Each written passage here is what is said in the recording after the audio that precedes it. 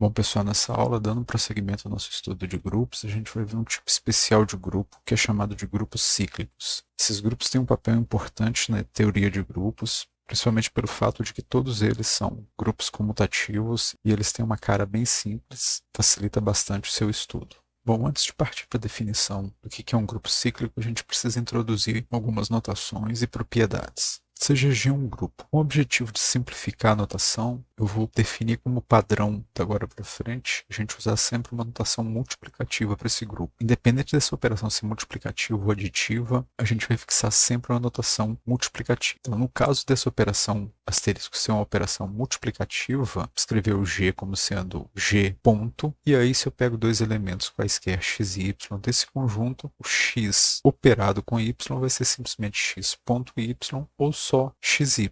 Caso essa notação seja uma notação aditiva, eu vou escrever o grupo G asterisco como sendo G com a soma e, de forma análoga, se eu pego dois elementos quaisquer no conjunto G, G operado com Y nessa notação aditiva vai ser simplesmente x mais y. Com a notação multiplicativa, a gente vai falar de inverso de um elemento do grupo G e esse inverso vai ser denotado por x a menos 1. Com a notação aditiva, a gente vai falar de oposto de um elemento x e vou denotar ele por menos x. Independente da notação ser multiplicativa ou aditiva, esse inverso e esse oposto é o quê? É simplesmente um elemento que quando eu faço x operado com y dá o elemento neutro, que é a mesma coisa que y operado com x. Então, quando a gente está falando de inverso ou de oposto, eu estou simplesmente olhando qual que é o valor que eu preciso operar ao x para obter o elemento neutro. E aqui também a gente vai fixar como E uma notação para o elemento neutro do conjunto G. Então, de posse dessa notação, eu vou passar a trabalhar exclusivamente com grupos com uma notação multiplicativa. Não significa que eu estou trabalhando com produto de números reais, por exemplo. Essa notação multiplicativa é só para simplificar a escrita, para não ficar aparecendo o tempo todo x operado com y.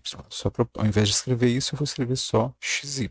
Então, se eu tenho G, um grupo com notação multiplicativa, vou representar por E o elemento neutro desse grupo G, e aí se eu pego um elemento x qualquer em G e um número inteiro m, eu posso definir a potência mésima do x ou a potência de x com expoente m como sendo um elemento do grupo G definido como. Então, ele vai ser um elemento do grupo G que eu vou denotar ele por x elevado a m. Como é que eu calculo essa coisa? X elevado a m vai ser o quê? Vai ser o elemento neutro se esse m for o zero. Então, a gente está definindo que qualquer elemento do grupo G elevado à potência zero sempre vai produzir o elemento neutro. Se essa potência for maior ou igual a 1, como é que eu vou calcular x elevado a m? Eu vou calcular isso por recorrência. Eu vou pegar o x a m menos 1 e operar com o x. Então, por exemplo, se eu quero calcular um x ao quadrado, como é que eu calculo o x ao quadrado por essa expressão? É o x elevado a 2 menos 1 operado com x. Então, é simplesmente o x operado com x. O que seria um x ao cubo? É o x elevado a m menos 1 operado com x. Então, é um x ao quadrado operado com x. Então, vou calcular essas potências por recorrência, usando sempre o caso anterior. E essa potência vai ser calculada como x elevado a menos m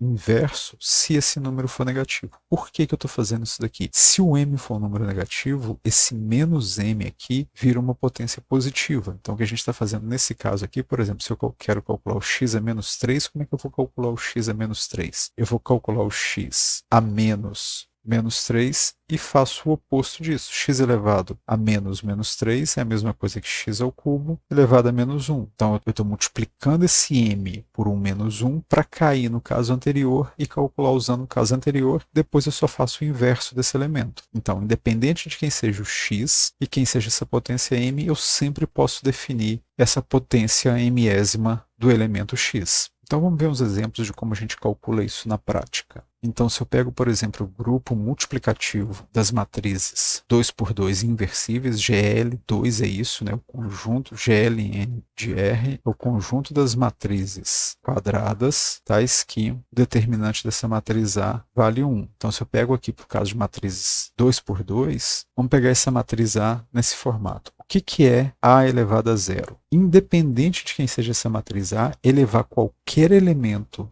de um grupo G a potência zero é sempre o elemento neutro. Quem que é o elemento neutro aqui? É a matriz identidade. Então, A elevado a zero é simplesmente o A. O que é A elevado a 1? O que é A elevado a 1? É simplesmente a matriz A. O que seria fazer A ao quadrado? É só fazer a matriz A multiplicada por ela mesma. Multiplicando essa matriz A por ela mesma, dá essa matriz aqui. Agora, o que é, por exemplo, A elevado a menos 1? A elevado a menos 1 vai ser simplesmente o inverso dessa matriz. E aí, o inverso dessa matriz é o quê? 3, menos 1, menos 2 e 1. Agora, o que seria o A a menos 2? É a matriz A ao quadrado calculada a inversa dela. A matriz A ao quadrado é essa daqui, a inversa dessa matriz é essa daqui.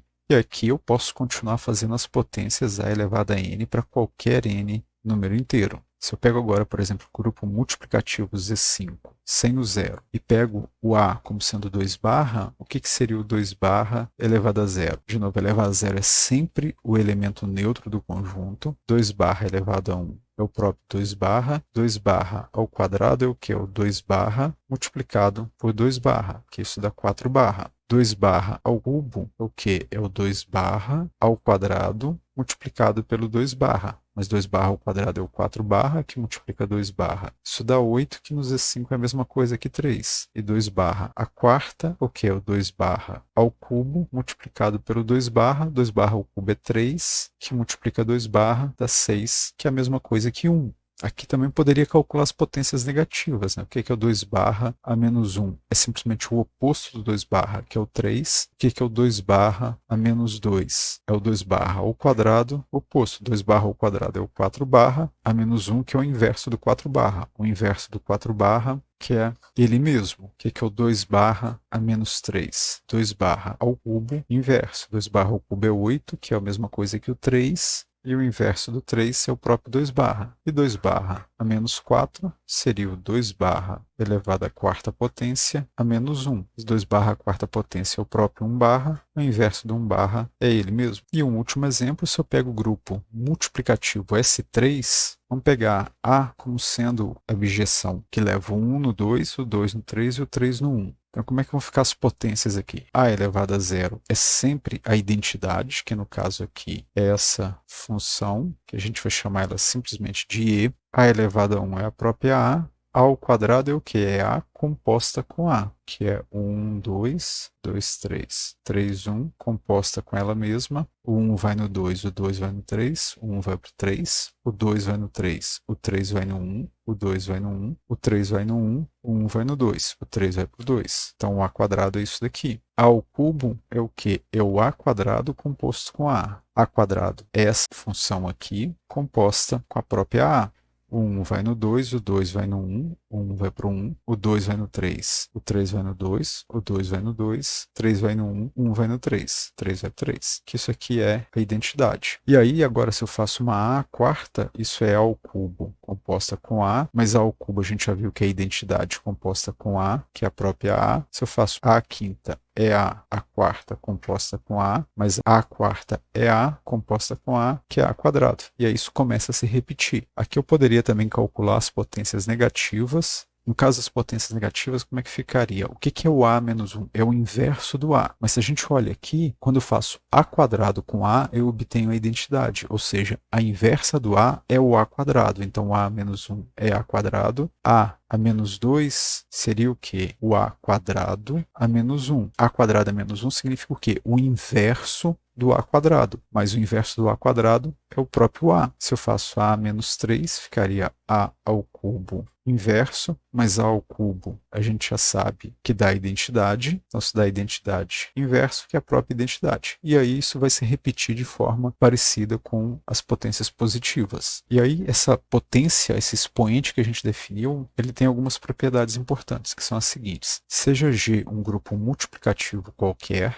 se eu pego dois números inteiros m e n e um elemento qualquer do grupo G, o que vai acontecer? Fazer x a m operado com x elevado a n é a mesma coisa que x elevado a m mais n. Então, repete a base, somos expoentes. X elevado a menos m é x elevado a m inverso. X elevado a m elevado a uma potência n é simplesmente x elevado ao produto de m por n. E x elevado a m operado com x elevado a n é a mesma coisa que x elevado a n operado com x elevado a m, ou seja, potências de um mesmo x, elas vão comutar sempre. Eu não vou fazer a demonstração dessa proposição porque ela é feita basicamente usando indução, não tem nada de realmente teoria de grupos aqui, então não vale a pena gastar muito tempo para fazer isso. Quem quiser ver, pode procurar em qualquer livro, no livro do Higino mesmo, vai encontrar a demonstração, ela é simples, é só o uso de indução. E aí, isso que a gente fez foi usando a notação multiplicativa. Se eu quero usar a notação aditiva, eu não vou falar mais de potência, mas sim de múltiplo. Então, se eu pego G, um grupo aditivo, novamente denotando por E o elemento neutro, se eu pego um x qualquer no conjunto G e um número inteiro m, eu vou definir o múltiplo mésimo de x como sendo um elemento de G denotado por m vezes x. Aqui, essa multiplicação não é a operação do grupo. Isso aqui eu estou pegando um número inteiro e multiplicando por m. Como é que eu vou definir isso?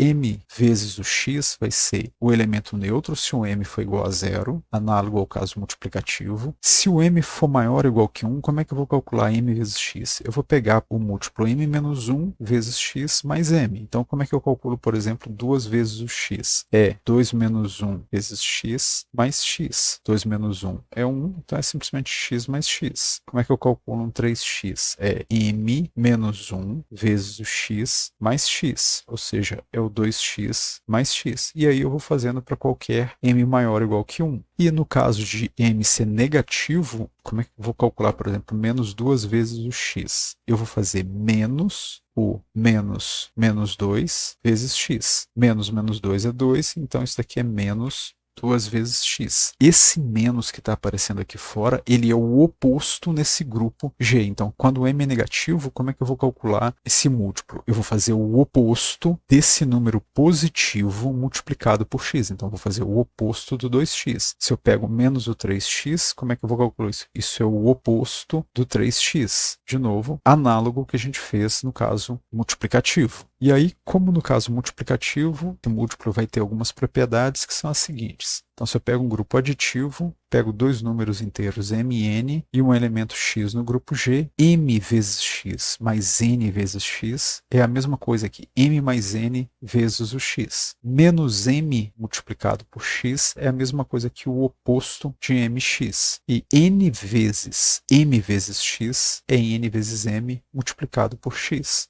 Também essas propriedades eu não vou demonstrar, porque isso é basicamente o uso de indução, não tem nenhuma coisa que realmente dependa do fato de ser grupo. Então, quem tiver curiosidade, novamente pode procurar o livro do Higino, que vai encontrar lá. O importante disso é que, usando essa ideia de potência, a gente pode definir um novo conjunto que vai ser sempre um subgrupo de G. Como? Então, se eu pego G, um grupo multiplicativo, e um elemento x qualquer em G, eu vou denotar, usando essa notação, o x entre dois colchetes como sendo o quê? Ele vai ser um conjunto em G, dado como? Ele vai ser o conjunto formado por todas as potências do x, quando eu pego esse m, um número inteiro qualquer. E isso, como eu disse, está sempre contido dentro de G. Então, eu vou chamar de gerado por x o conjunto de todas as potências que eu posso fazer com esse elemento x. Por que essa coisa aqui é importante? Porque isso sempre vai definir um subgrupo dentro de G. Então, seja G um grupo multiplicativo qualquer e x um elemento de G. O que a gente tem? O subconjunto gerado por x sempre vai ser um subgrupo do grupo G. Além disso, se eu pego H, um subgrupo de G, de modo que esse elemento x está dentro de H, então o gerado por esse x também vai continuar dentro do conjunto H. Então, esse conjunto sempre vai gerar um subgrupo do grupo G, e se por um acaso esse elemento x pertencer a algum conjunto H, o gerado continua dentro de H.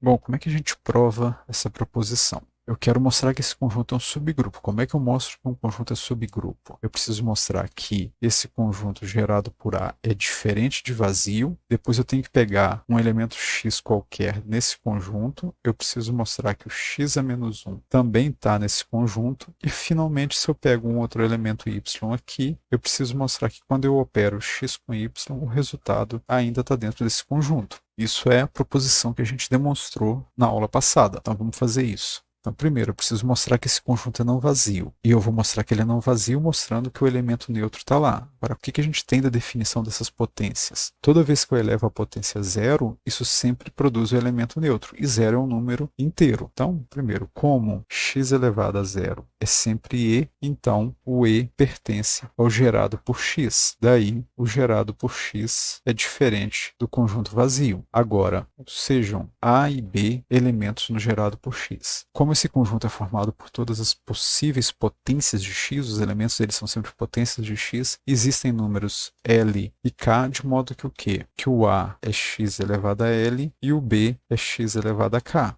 Assim, o que é o inverso do A? Seu x elevado a L. Inverso, que isso por definição é simplesmente x elevado a menos L. E isso daqui pertence ao gerado por x, porque o menos L pertence ao conjunto Z. Agora, o que é A operado com B? A operado com B é x elevado a L, operado com x elevado a K, mas propriedade de potência, isso é simplesmente x elevado a L mais K, e L mais K novamente pertence ao conjunto dos inteiros, logo isso aqui pertence ao gerado por x. Portanto, esse conjunto é de fato um subgrupo do grupo G. Então, esse conjunto das potências, um certo elemento M qualquer do grupo G, sempre vai ser um subgrupo, ou seja, isso aqui é um meio da gente construir subgrupos dentro de um grupo qualquer G. O que eu vou fazer? Eu vou pegar um elemento qualquer de G e vou começar a calcular as potências desse elemento. Isso sempre vai ser um subgrupo. Agora, a segunda parte é mostrar o quê? Que se H é um subgrupo de G e o X está dentro de H, então o gerado por X está dentro de H. Mas agora o que a gente tem? Se X pertence a H e H é subgrupo,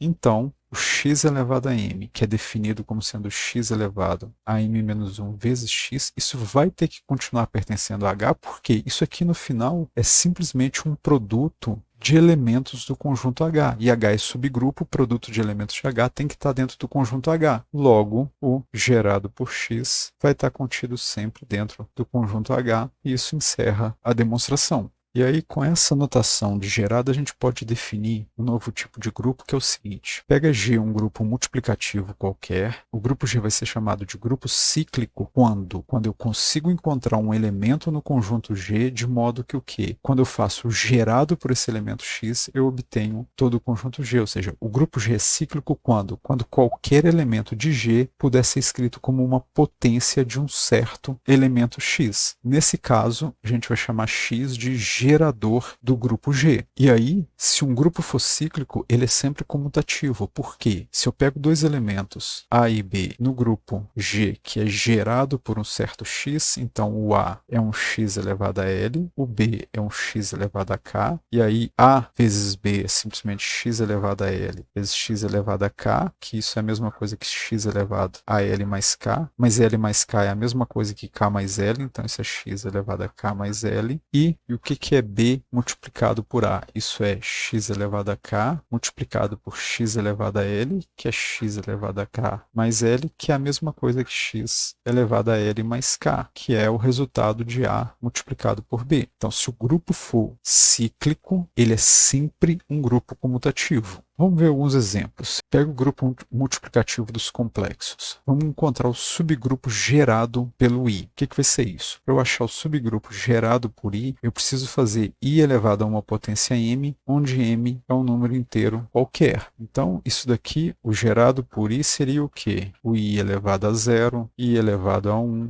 I elevado ao quadrado, mais o I elevado a menos 1, I elevado a menos 2, e por aí segue. Só que se a gente lembra de números complexos, elevar o número complexo I a qualquer potência m, o que acontece? Depois de um certo número, isso para, e esse número m é 4. Então, essas potências a partir do 4 começam a repetir. Então, isso daqui é simplesmente o i elevado a 0, i elevado a 1, i elevado ao quadrado, i elevado ao cubo, i elevado a 4 volta para o i elevado a 0, i elevado a 0 é 1, i ao quadrado é menos 1, i ao cubo é menos i. Então, aqui, por mais que eu possa fazer infinitas potências do i, eu vou ter um conjunto finito de valores. Então, se eu pego o grupo S3 e pego esse elemento F aqui, que é a permutação que leva o 1 no 2, o 2 no 3 e o 3 no 1, quem que vai ser o subgrupo gerado por esse F? É o conjunto de todas as potências que eu posso fazer de F quando eu pego M, um número inteiro qualquer. E aqui a potência significa o quê? Significa composição. Então, fazer F elevado a M, eu vou compor F com ela mesma M vezes. Só que a gente já viu quem são essas potências aqui, né? Esse aqui é o mesmo elemento que a gente tinha calculado anteriormente. E esse grupo vai ser simplesmente o quê? A identidade F e F ao quadrado. F ao cubo vai dar a identidade, e aí o que faz com que qualquer potência maior ou igual que 3 comece a se repetir. F à quarta é a F, F à quinta é a F ao quadrado, e de um modo semelhante funciona para as potências negativas, né? F a menos 1 é o F ao quadrado, F a menos 2 é a F, F a menos 3 é a identidade, e aí volta a se repetir. Então, no caso aqui, o gerado por F é esse grupo daqui. E aí, então, aqui, o gerado por F é o grupo formado por E, F e F ao quadrado. Esse grupo, ele é um subgrupo comutativo do grupo S3. Quem é comutativo é esse grupo gerado aqui. O S3, a gente sabe que não é comutativo.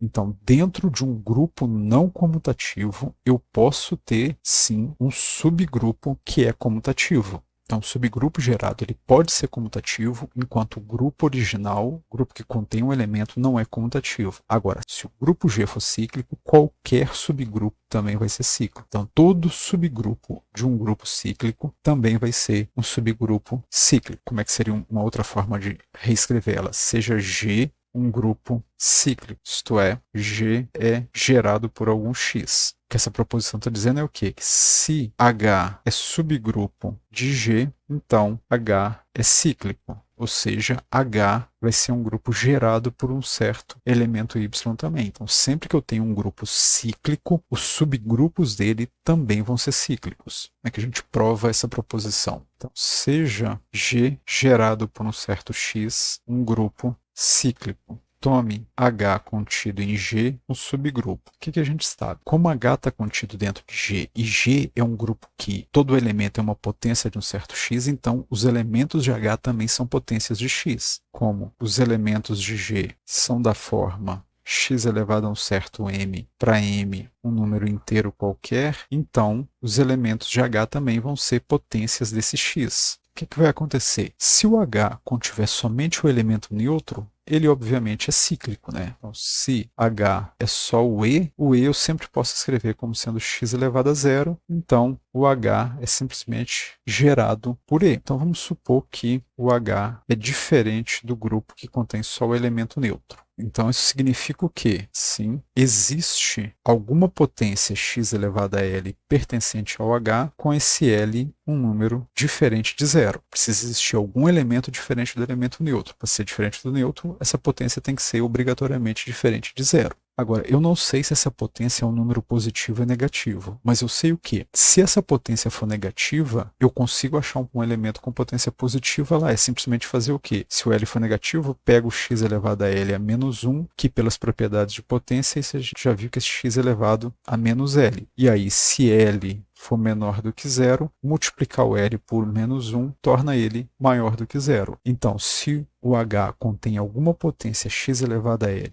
com L diferente de zero, obrigatoriamente ele vai conter uma potência com L estritamente positivo. Como H é subgrupo, então x elevado a L a menos 1 tem que pertencer ao conjunto H para todo x elevado a L que pertencer ao conjunto H. Ou seja, existe no conjunto H pelo menos um elemento x elevado a k com k maior do que zero. Vamos pegar a menor potência positiva que eu posso encontrar nesse conjunto. Seja alfa maior que zero, o menor número inteiro, tal que x elevado a alfa pertence ao conjunto H. Vamos chamar esse x elevado a alfa de B. Vamos mostrar que o grupo H é exatamente o gerado por B. Primeiro, se a gente olha para aquela proposição que mostrava que esse conjunto é subgrupo, o que a gente tem? Se eu pego um elemento x que está no conjunto H, o gerado por x está dentro de H sempre. Então, como B, que é o x elevado a alfa, pertence ao conjunto H, então o gerado por B está sempre contido dentro do H. Para mostrar que esses dois conjuntos são iguais, basta então mostrar a inclusão contrária. Para isso eu vou pegar um elemento qualquer do conjunto H e vou mostrar que ele está no conjunto gerado por B. Agora, seja Y um elemento de H. Como o H está contido em G e o G é o gerado por um certo x, então esse Y é uma potência de x. Logo, esse y é igual a um x elevado a t, onde t é um número inteiro qualquer. Agora, o que a gente tem? T é um número inteiro qualquer, alfa é um número inteiro positivo, então eu sempre posso dividir o t por alfa. Então, efetuando a divisão inteira de t por alfa, a gente pode escrever o quê? T é igual a um Q alfa mais R, onde esse R é maior ou igual que zero e menor do que alfa. Agora, vamos trocar esse t da potência y por essa expressão aqui. Assim, y, que é x elevado a t, é igual a x elevado a q alfa mais r. Agora, a propriedade de potência, né? Isso aqui é a mesma coisa que x elevado a alfa elevado a q, que multiplica x elevado a r. Agora, x elevado a alfa é quem? X elevado a alfa é o b que pertence ao conjunto H. Então, isso aqui eu posso escrever como sendo b elevado a q vezes x elevado a r. Mas eu estou num grupo. Todo elemento de um grupo tem que ter inverso. Então, esse cara aqui tem inverso. Então, eu posso multiplicar os dois lados aqui por b elevado a menos q. E aí, o que a gente vai ter? X elevado a r é b elevado a menos q, que multiplica por y. Agora, b pertence ao conjunto H. B elevado a q também vai pertencer a H. O b elevado a menos q também pertence a H. Então, esse termo aqui pertence ao conjunto H. O y pertence ao conjunto H, que a gente está pegando desse jeito, né? Y é um elemento de H. Logo, esse produto todo aqui pertence ao conjunto H. Ou seja, x elevado a r pertence ao conjunto H. Só que o que a gente tem aqui? Esse número R satisfaz que condição? Esse R é estritamente menor do que o alfa. E quem que é o alfa? Alfa é o menor número inteiro, tal que uma potência de x está no conjunto H. O que eu estou chegando à conclusão aqui? Que tem uma potência menor do que o x pertencendo ao conjunto H. Quando é que isso pode acontecer? Isso não pode acontecer se o R for estritamente menor do que o alfa. Logo, o R precisa ser o quê? Obrigatoriamente igual a zero. Então, mas alfa é o menor inteiro positivo, tal que x elevado a alfa pertence ao conjunto H. Daí, esse R tem que ser obrigatoriamente zero. Com isso, se eu coloco esse valor do R igual a zero nessa expressão aqui, vai ficar o quê? O y, que é x elevado a q alfa mais r, o r é zero, então fica x elevado a q alfa mais zero, que é simplesmente x elevado a alfa elevado a q, mais x elevado a alfa é b, então isso é b elevado a q, ou seja, o y é uma potência de b, mas se o y é uma potência de b, então isso pertence ao subgrupo gerado por b. Logo, y pertence ao subgrupo gerado por b. Portanto, o subgrupo H é simplesmente gerado por esse elemento b. Então, todo subgrupo de um grupo cíclico é também um grupo cíclico, que era o que a gente queria. E aí, com essa notação de potência, a gente ainda pode definir uma outra propriedade, que é a seguinte. Seja G um grupo com elemento neutro E, se eu pego um elemento x qualquer no conjunto G, se eu conseguir encontrar um número inteiro H positivo, de modo que o que? X na potência H dá o E e x a qualquer potência R é diferente do E, qualquer que seja o número inteiro R menor do que esse H, se isso acontecer, a gente vai dizer que a ordem ou o período do elemento x é H. Esse termo período ele não é usado com muita frequência, a gente vai usar mais o termo ordem. Então, o que é a ordem de um elemento x do grupo G? Ele é o menor número inteiro, de modo que quando eu faço x elevado a h, isso dá obrigatoriamente o elemento neutro, e x elevado a qualquer número menor do que esse h não é o elemento neutro. E aí, nesse caso, eu posso denotar a ordem por essas duas barras, ordem de x ou O de x igual esse número h. Então, se eu consigo encontrar um número h satisfazendo essas duas condições, x na potência h dá neutro, e x a qualquer potência menor do que h não é o neutro, eu eu vou dizer que esse número inteiro h é a ordem do elemento x. Se isso aqui não for possível, ou seja, se para qualquer número inteiro r diferente de zero, x elevado a r for sempre diferente do elemento neutro, a gente vai dizer que a ordem do elemento x é zero nesse caso. A única forma de transformar uma potência no elemento neutro é elevar a potência a zero. Então, para ser ordem, a princípio, ele precisa ser maior do que zero. Bom, vamos ver alguns exemplos de como calcular isso. Pega o grupo multiplicativo dos complexos de novo. O que a gente tem? A ordem do 1 vai ser sempre 1, porque 1 elevado a 1 é o próprio 1. A ordem do i, ela é o quê? É 4, porque se eu faço i elevado a 0 dá 1, i elevado a 1 é o próprio 1, i elevado ao quadrado é menos 1, i elevado ao cubo é menos i, e i elevado à quarta potência dá 1. Então, qualquer número inteiro menor do que 4 não faz com que a potência do i dê identidade. Então, a ordem do i é exatamente 4. E de forma semelhante também, a ordem do menos i também vai ser 4. É só calcular essas potências com menos i no lugar. A gente vai ver que só na potência 4 isso dá 0. Ainda no conjunto dos complexos, o 2i, por exemplo, ele está nos complexos menos o 0 e a ordem dele vai ser exatamente 0. Por quê? Se eu faço 2i elevado a qualquer potência r, isso aqui é o quê? É 2 elevado a r vezes i elevado a r. I elevado a r, se o r é 4, isso dá 1. Mas se o r é 4, 2 elevado a 4 não dá a identidade. Então, isso aqui sempre vai ser diferente de 1 para qualquer r maior que 0 que eu pegar. Logo, a ordem do 2i é exatamente o 0. No conjunto S3, eu não vou calcular a ordem de todos os elementos, mas, por exemplo, se eu pego A como sendo a permutação 1, 2, 3, 2, 1, 3, o que eu tenho? A é diferente do elemento neutro, mas se eu faço A ao quadrado, isso dá 1, 2, 3, 2, 1, 3, composto com 1, 2, 2, 1, 3, 3. Isso dá o quê? O 1 vai no 2, o 2 vai no 1. O 1 vai no 1. O 2 vai no 1, o 1 vai no 2. O 2 vai no 2, o 3 fica fixo, o 3 fica fixo. Então, A ao quadrado é a identidade. Então, no caso aqui, a ordem desse elemento A vale 2. Agora, se eu pego B como uma permutação que manda o 1 para o 3, o 2 no 1 e o 3 no 2. Qual que vai ser a ordem desse elemento? B ao quadrado é B composta com B, que isso vai ficar o quê? O 1 vai no 3, o 3 vai no 2, o 1 vai para o 2. O 2 vai no 1, o 1 vai no 3. O 2 vai no 3, o 3 vai no 2, o 2 vai no 1, o 3 vai no 1. Isso não é a identidade. Se eu componho mais uma vez, eu faço B quadrado composto com B, então é isso daqui, composto com... Então, o 1 vai no 3, o 3 vai no 1, o 1 vai para o 1, o 2 vai no 1, o 1 vai no 2, o 2 vai no 2, o 3 vai no 2, o 2 vai no 3, o 3 vai no 3, que isso é exatamente identidade. Então, B ao cubo da identidade, logo a ordem de B, 3 nesse caso. E aí eu posso calcular a ordem dos outros elementos também. Então, aqui no Z5, como a gente não está excluindo zero, esse é um grupo aditivo, posso também falar de ordem só adaptando, né? Ao invés agora de calcular x elevado a um h, eu vou fazer o quê? Eu vou fazer h vezes o x. E aí vale a mesma definição de ordem. Então, se eu pego o 0 barra, a ordem do 0 barra é o quê? É o 0. O 1 barra, quantas vezes eu preciso somar 1 barra para obter o 0? Se eu somo 1 barra mais 1 barra, isso é diferente do 0. Se eu somo 1 barra 3 vezes, isso também é diferente do 0. Se eu somo 1 barra 4 vezes, isso também é diferente do 0 barra. No que a gente obter o 0 barra é o quê? É somar 1 barra 5 vezes. Isso aqui dá 0. Então, a ordem do 1 barra vai ser 5. Quem que vai ser a ordem do 2 barra? A ordem do 2 barra também vai ser 5. E a mesma coisa vai valer para os demais elementos daqui. Por que isso acontece?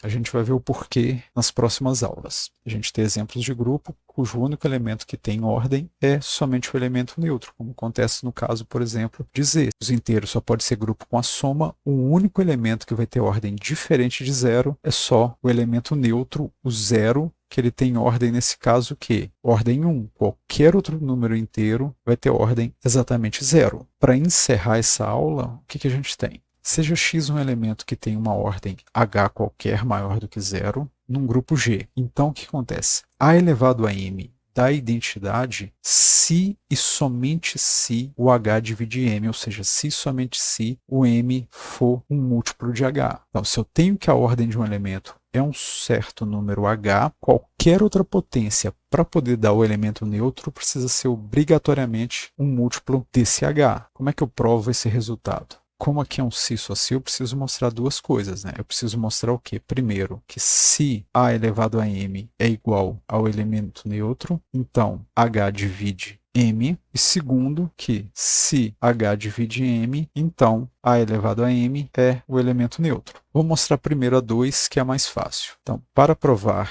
o 2i, o que a gente tem? Suponha que a ordem de A é H e que o H divide M. Então significa o quê? Daí, do fato de H dividir M, existe um K número inteiro, tal que M é H multiplicado por K. Logo, acontece quando eu faço A elevado a M. Isso é a mesma coisa que A elevado a H multiplicado por K, mas propriedade de potência, isso é A elevado a H elevado a K. A elevado a H é o quê? É o elemento neutro, porque eu estou supondo que a ordem do A é H, então isso fica aí elevado a K, que é sempre o próprio E. Então, se o H divide M e o H é a ordem do elemento A, então A elevado à potência M também dá o elemento neutro. Para provar a primeira, o que a gente vai fazer? A primeira diz o quê? Se A elevado a M dá o elemento neutro, eu quero chegar à conclusão que o M é um múltiplo de H. Então, eu quero chegar à conclusão que o M é um H multiplicado por um certo L. Agora, o que é isso daqui? Isso aqui é o algoritmo da divisão, só que com o quê? Resto zero. Então, vamos supor que A elevado a M dá um neutro e que a ordem de A é esse número H. E aí, como H é positivo, eu posso efetuar a divisão de M por H. Ponha que a ordem do A é H, que o A elevado a M dá o elemento neutro. Como H é maior que zero, a gente pode fazer a divisão inteira de M por H. E aí o que a gente tem? Assim, o M é H vezes um Q mais um R, com esse R maior ou igual que zero e estritamente menor que H. Daí, o que acontece com A elevado a M? A elevado a M a gente está supondo que dá um neutro, A elevado a M a gente está supondo que ele é o neutro, mas A elevado a M também é a mesma coisa que A elevado a H vezes Q mais R. Novamente, por propriedades da potência que a gente já viu, isso daqui é A elevado a H vezes Q vezes A elevado a R. Mas A elevado a H vezes Q é a mesma coisa que A elevado a H elevado à potência Q vezes A elevado a R. Só que A elevado a H é um neutro, por quê? Porque eu estou supondo que a ordem do A é H. Então, esse aqui é um neutro operado com A elevado a R, que é sempre A elevado a R. E aí, onde que a gente está chegando? Está chegando que A elevado a R dá o neutro. Só que esse R é estritamente menor do que H. E H é a ordem do elemento A. Então, nenhuma potência menor do que H pode dar neutro. Sim, A elevado a R é um neutro, mas a ordem do A é esse número H e o R é maior ou igual que zero e menor que H. Logo, esse R só pode ser zero. Se ele é zero, se eu volto aqui na divisão, esse resto é zero, e aí fica o quê? M é simplesmente H vezes Q, ou seja, H divide M, que era o que a gente queria. Então, se a ordem de um certo elemento A vale um H, qualquer potência para dar o elemento neutro precisa ser obrigatoriamente um múltiplo desse número H. Bom, a aula de hoje se encerra por aqui. Na próxima aula a gente vai abordar funções entre grupos, novamente um análogo ao caso de anéis, que a gente tinha um homomorfismo de anéis, aqui eu posso definir um homomorfismo de grupos. Como o grupo contém uma única operação, essa função vai envolver essa única operação. E aí a gente vai usar essa função para tentar entender melhor o grupo. A gente vai ver alguns casos de como a gente usa esses homomorfismos para entender como é que os grupos funcionam. A aula de hoje, então, se encerra aqui.